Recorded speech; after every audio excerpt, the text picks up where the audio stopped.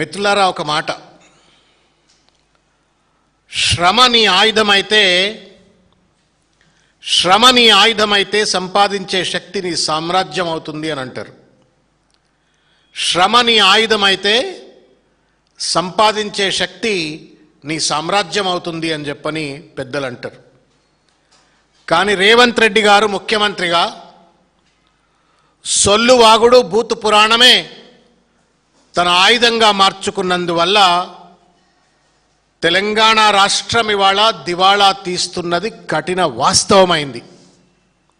శ్రమ ఆయుధమైతే సంపాదించే శక్తి సామ్రాజ్యం అవుతుంది. కానీ సొల్లు వాగుడు భూతు పురాణమే ఆయుధంగా మార్చుకున్న రేవంత్ రెడ్డి పాలనలో తెలంగాణ ఆర్థికంగా దివాళా తీస్తున్నటువంటి ఒక విషయం కఠిన వాస్తవంగా మారింది. చేతగాని పాలకుడికే కూతలు ఎక్కువ ఉంటాయి. చేతగాని పాలకుడికే, తెలంగాణలో సామెత ఉంటుంది, మన తెలుగులో సామెత ఉంటుంది, చెల్లని రూపాయి గీతలు ఎక్కువ అని. అట్లా చేతగాని పాలకుడికే కూతలు ఎక్కువ, బూతులు ఎక్కువ. రేవంత్ రెడ్డికి కూడా అట్లనే పరిపాలన చేత కాదు, కానీ నోటు నిండా పచ్చి బూతులు, అబద్ధాలు మాట్లాడటం అనేది అలవాటుగా మారిపోయింది. పైసలు ప్రజలకు సంపద సృష్టించే తెలివి లేదు. భూతు పురాణం మాత్రమే పరిపాలన విధానం అన్నట్లుగా ఇవాళ రేవంత్ రెడ్డి గారు వ్యవహరిస్తూ ఉన్నారు. కేవలం 90 రోజుల ఈ ఆర్థిక సంవత్సర పరిపాలనలో in 3 months of this financial years governance 12,000 కోట్ల పైచిలుకు రెవెన్యూ డెఫిసిట్లోకి రాష్ట్రాన్ని నెట్టివేసిన ఘనాపాటి రేవంత్ రెడ్డి ఇవాళ ప్రతిపక్ష పార్టీ నాయకుల, బీఆర్ఎస్ పార్టీ నాయకుల యొక్క నీతి జాతి అడుగుతాడు. సంపద సృష్టించలేని రేవంత్ రెడ్డి గారు, మీ జాతి ఏందబ్బా?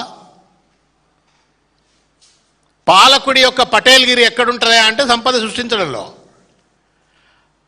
నువ్వు డబ్బులు సృష్టించలేకపోతా ఉన్నావు, ఇచ్చిన వాగ్దానాలు అమలు చేయలేకపోతా ఉన్నావు, రాష్ట్రాన్ని ఆర్థికంగా అతలాకుతలం చేస్తూ ఉన్నావు.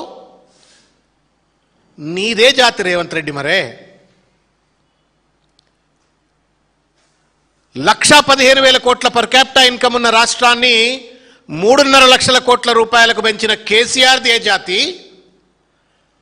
90 రోజుల్లోనే 12,000 కోట్ల రూపాయల ఆర్థిక లోటు బడ్జెట్లోకి నెట్టేసినటువంటి ఒక నీదే జాతి రేవంత్ రెడ్డి గారు. తెలంగాణ సమాజం అడగదనుకుంటున్నావా? ఆదాయాన్ని పెంచే శ్రమ చేసే తెలివి లేదు, రాష్ట్రాన్ని కాపాడే శక్తి లేదు. ఇవాళ ఈ మాటలన్నీ నేను అంటలేదు, ఈ మాటలన్నీ సిఏజీ రిపోర్ట్ చెప్తా ఉంది. ఫస్ట్ క్వార్టర్ ఆఫ్ 26-27 2026-27 సంవత్సరానికి సంబంధించిన మొట్టమొదటి quarter CAG report, audit report ఏం చెప్తా ఉంది అంటే, రేవంత్ రెడ్డి సొల్లువాగుడు భూతు పురాణం వల్ల ఆర్థికంగా రాష్ట్రం అతలాకుతలమైంది అని చెప్పని చెప్పకనే చెంపపెట్టుబెట్టినట్లుగా సిఏజీ రిపోర్ట్ చెప్పింది. నేను తెలంగాణ ప్రజలందరికీ విజ్ఞప్తి చేస్తా ఉన్నాను, he's playing with our lives. ఆ కుర్చీ మీద కూర్చొని చిల్లర మల్లరగా వాగుతూ ఇవాళ పరిపాలనపై సోయి లేకుండా వ్యక్తిగత దోపిడికి పాల్పడుతూ సంపదలు పెంచుకుంటూ పరిపాలనను గాలికి వదిలేయటంతో ఇవాళ గాడి తప్పిన ఈ ప్రభుత్వంతో ఆర్థికంగా అతలాకుతలం అవుతా ఉంది. మనందరి జీవితాలు ఇవాళ ప్రమాదంలో పడ్డాయి రేవంత్ రెడ్డి గారి యొక్క చేతగానితనం వల్ల అన్నట్టు ఒక విషయాన్ని నేను గుర్తు చేస్తా ఉన్నాను. తస్మాత్ జాగ్రత్త తెలంగాణ సమాజమా. ఈ మనిషిని గల్లాబట్టి ఎక్కడికక్కడ మనం నిలదీయకపోతే సొల్లువాగడే వేదం అనుకుంటున్న రీతిలో వ్యవహరిస్తూ ఇవాళ రాష్ట్రాన్ని మొత్తం మరో పంజాబ్ గానో లేకపోతే మరో బీహార్ గానో మరో పూర్తిగా బీమారు రాష్ట్రంగా తెలంగాణను వెనక్కి నెట్టబోయబోతా ఉన్నాడు. నేను అడుగుతా ఉన్నాను రేవంత్ రెడ్డి గారిని, ఎట్లా రాష్ట్రం ఆర్థికంగా ఎట్లా అధోగతి పాలవుతుంది? వ్యక్తిగతంగా మీ ఆస్తులు ఎట్లా పెరుగుతాయండి? రేవంత్ రెడ్డి గారి ఆస్తులు ఎట్లా పెరుగుతాయి? పొంగులేటి శ్రీనివాసరెడ్డి గారి ఆస్తులు ఎట్లా పెరుగుతాయి? ఒక్కో మంత్రి ఆస్తులు ఎట్లా పెరుగుతాయి? ప్రభుత్వ ఆస్తులు ఎందుకు తగ్గుతున్నాయి చెప్పండి. మీకేమైనా మేము తక్కువ ఇచ్చినామా? ముఖ్యమంత్రి కుర్చీ ఇచ్చినాం, సెక్యూరిటీ ఇచ్చినాం, సెక్రటేరియట్ ఇచ్చినాం, ఉండడానికి ఒక జూబ్లీహిల్స్ ప్యాలెస్ ఇచ్చినాం, మళ్ళీ ఇంకో జూబ్లీహిల్స్ ప్యాలెస్ కట్టుకోవడానికి నిధులు ఇచ్చినాం. ఇంత పెద్ద అట్టహాసము ఐఏఎస్ ఆఫీసర్లు, పోలీస్ ఆఫీసర్లు, మొత్తం మంత్రాంగం అంతా నీ చేతిలో పెడితే నువ్వు సాధిస్తుంది ఏంది రేవంత్ రెడ్డి? వ్యక్తిగత ఆస్తులు పెంచుకుంటావు, రాష్ట్ర సంపద తగ్గిస్తావా? ఇది నమ్మక ద్రోహం కాదా? ఇది బ్రీచ్ ఆఫ్ ట్రస్ట్ కాదా అని చెప్పి నేను అడుగుతా ఉన్నాను. ఇవాళ సంఖ్యల్లోకి వచ్చినట్లయితే మిత్రులారా,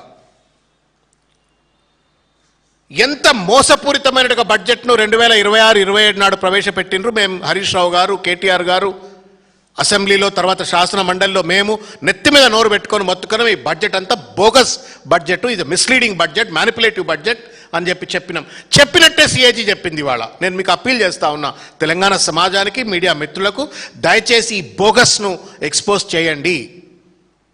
please ensure that it reaches to the masses. ఎందుకంటే తెలంగాణకు జరిగే నష్టంలో, తెలంగాణ ప్రజలకు వచ్చే కష్టంలో మనము భాగస్వాములమే, మన పిల్లలు భాగస్వాములే, మన తరతరాలు భాగస్వాములే.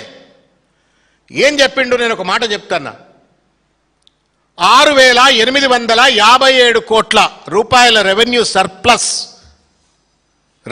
సర్ప్లస్తో బడ్జెట్ను ప్రవేశపెడితే ది ఎంటైర్ ఫైనాన్షియల్ ఇయర్కు 6,857 కోట్ల రూపాయల రెవెన్యూ సర్ప్లస్తో బడ్జెట్ను ప్రవేశపెడితే ఏం కష్టపడ్డాడండి రేవంత్ రెడ్డి గారు?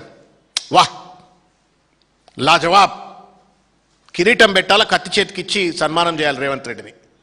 ఏం సాధించిండయా అంటే 12,289 కోట్ల రూపాయల డెఫిసిట్ చూపెడుతున్నాడు. 3 నెలల కింద ప్రవేశపెట్టిన బడ్జెట్లో 6,857 కోట్ల రూపాయల సర్ప్లస్ బడ్జెట్ అని చెప్పని ప్రవేశపెడతాడు. 3 నెలల్లో డెఫిసిట్ కాస్త నాట్ జస్ట్ 6,000 crores, 12,289 కోట్ల రూపాయల డెఫిసిట్. ఇది మోసం కాదా? దగా కాదా? సిఏజీ చంపబలగొట్టినాకనైనా మీకు బుద్ధి రాదా?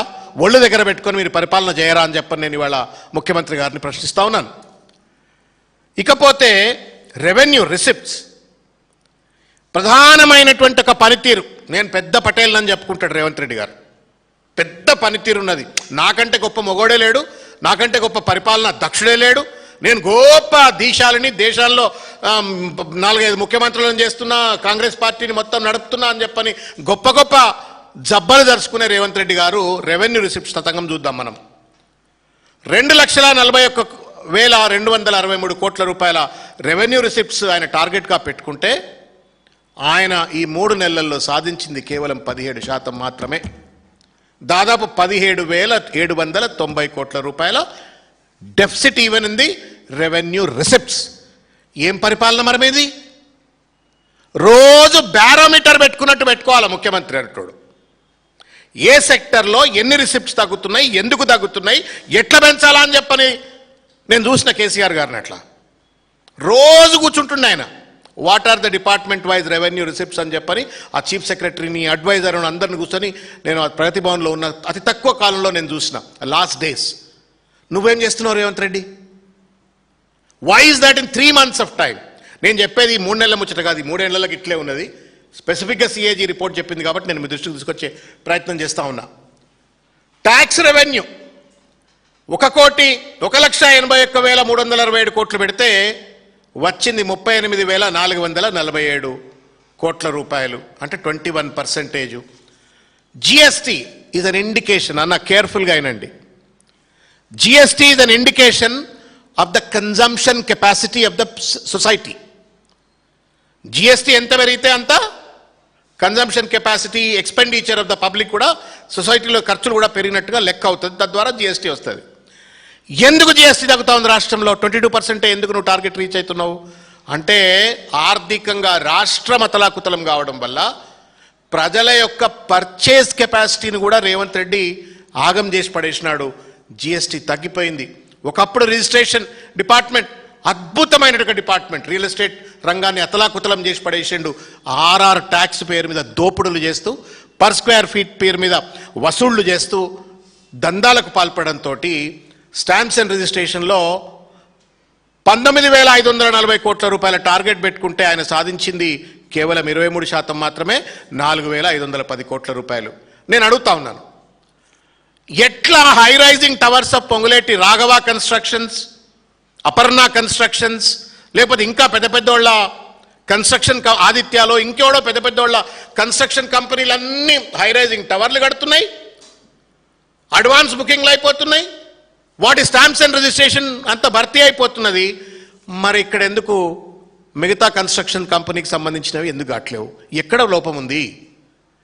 నువ్వు ఇన్సెంటివైజేషన్లో లోపం ఉందా, లేకపోతే నీ రియల్ ఎస్టేట్ పాలసీలో లోపం ఉందా, కన్స్ట్రక్షన్ ఇండస్ట్రీ పాలసీలో లోపం ఉందా? ఏం లోపం ఉంది రేవంత్ రెడ్డి గారు సమాధానం చెప్పాలని చెప్పి నేను కోరుతా ఉన్నాను. ఒక్క దగ్గర కాదు, సేల్స్ ట్యాక్స్ నేను ఇంతకుముందు చెప్పిన కన్జంప్షన్ కెపాసిటీకి సంబంధించిన అంశం మీద 38,105 కోట్లు పెట్టుకున్నాడు. వచ్చింది ఎంత అంటే 9,250 కోట్లు, అంటే దగ్గర దగ్గర 24% ఏదో వచ్చింది. ఇక ఎక్సైజ్ డ్యూటీ మీరు కేర్ఫుల్గా వినాలని కోరుతున్నాను. మనందరికీ తెలుసు, తెలంగాణ వ్యాప్తంగా ఉన్నటువంటి ఒక పల్లెల్లో ఉన్న ప్రజలందరికీ కూడా తెలుసు, బెల్ట్ షాపులు కాదు, పల్లెల్లో కాదు, ఇవాళ దేవుని గుళ్ళ దగ్గర జనాభా లేరు, వైన్ షాపుల దగ్గర లైన్లు కట్టి మందు బాటిల్ కొనుక్కపోతున్నారు. దాని అర్థం ఏంటి? ఎక్సైజ్ రెవెన్యూ ఎట్లయితే బార్లు తీరినటువంటి ఒక జనాభా వైన్ షాపుల దగ్గర, బార్ షాపుల దగ్గర ఉంటుందో, అట్లా ఎక్సైజ్ డ్యూటీ రెవెన్యూ కూడా రాష్ట్ర ఖజానాకు రావాలా. ఆడ లైన్ పెరిగితే ఇక్కడ ఖజానా రావాలా, ఆడ సీసలు ఎక్కువ అమ్మితే ఇక్కడ ఖజానా రావాలా. ఎందుకు ఖజానా రావట్లేదు రేవంత్ రెడ్డి గారు సమాధానం చెప్పాలని చెప్పి నేను కోరుతా ఉన్నాను. 27,668 కోట్ల రూపాయలు టార్గెట్ పెట్టుకుంటే కేవలం 18% మాత్రమే ఈ 3 నెలల్లో సాధించిండు.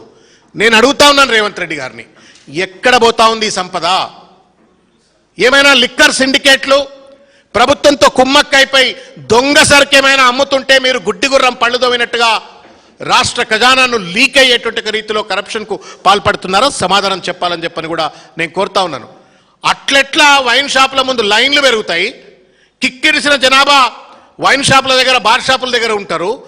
మరి ఏ రకంగా ఎక్సైజ్ రెవెన్యూ తగ్గిపోతుందో రేవంత్ రెడ్డి గారు సమాధానం చెప్పాలా, ఈ ప్రభుత్వం సమాధానం చెప్పాలా అని చెప్పని కోరుతా ఉన్నాను. నేను ఇకపోతే నాన్ ట్యాక్స్ రెవెన్యూ కూడా చూడండి. నన్ను ఈ తమాషా 35,730 కోట్ల రూపాయల టార్గెట్ పెట్టుకుంటే మీకు కాగితం కూడా ఇచ్చిన, ఒకసారి చూడండి. దాంట్లో ఇవాళ ఈ 3 నెలల్లో రియలైజ్ అయింది 7.55% మాత్రమే. మీరు చూసినారు, కాళేశ్వరం దగ్గర కూడా కిలోమీటర్ల కొద్దీ లారీలు పెట్టి ఇసుక దొబ్బకపోతా ఉన్నారు గోదావరి నదిలో. మనం చూసినాం ఈ లాస్ట్ 3 monthsలో కిలోమీటర్ల కొద్ది లారీలను లైన్లో నిలబెట్టి ఇసుక దోసుకుపోయినరు. ఎక్కడ పోతుంది ఈ సంపద అంతా? Non tax revenue essentially falls into